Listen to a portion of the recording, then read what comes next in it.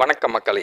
லண்டனில் முன்னணி நிறுவனத்தில் உயர் பதவியில் பணியாற்றி ஆண்டு ஒன்றுக்கு சுமார் 1 கோடி சம்பளம் பெற்று வந்த மும்பையைச் சேர்ந்த ஸ்வேதா தற்போது ஆஸ்திரேலியாவில் வீடுகளை சுத்தம் செய்யும் பணியில் ஈடுபட்டு வருகிறார்.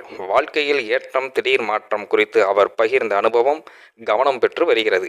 கணவரின் வேலை காரணமாக 2023 மெல்போர்ன் நகருக்கு குடிபெயர்ந்த ஸ்வேதாவுக்கு லண்டனில் இருந்து போன்ற உயர்நிலை வேலை கிடைக்கும் என்ற நம்பிக்கை இருந்ததாக கூறப்படுகிறது.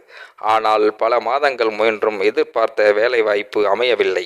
லண்டனில் உயர் பதவி, மெல்போர்னில் புதிய போராட்டம்.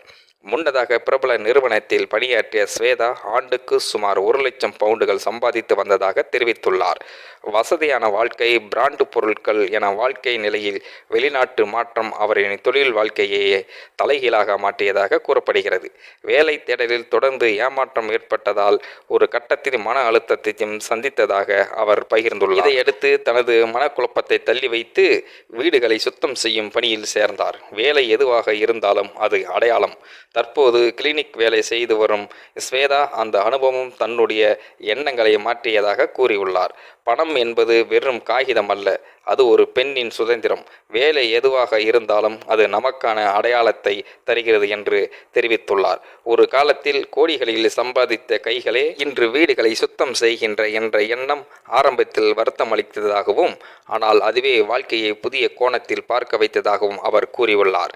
பல வேலைகளில் பிஸியாக ஸ்வேதா வீடுகளை சுத்தம் செய்வதோடு மட்டுமல்லாமல் குழந்தைகளுக்கு ஆங்கிலம் கற்பித்தலும் செய்து வருகிறார். அதன்பின் சொந்தமாக ஒரு தொழில் தொடங்கும் முயற்சியிலும் ஈடுபட்டு வருகிறார்.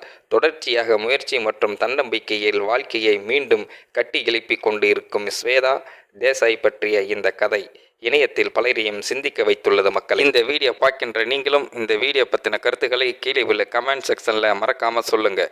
வீடியோ பிடித்திருந்தால் லைக் பண்ணிக்கிங்க, மற்றவங்களுக்கும் ஷேர் பண்ணிக்கிங்க, அப்படியே நம்ம சேனலையும் சப்ஸ்கிரைப் பண்ணிக்கிங்க. நன்றி, வணக்கம் மக்களே.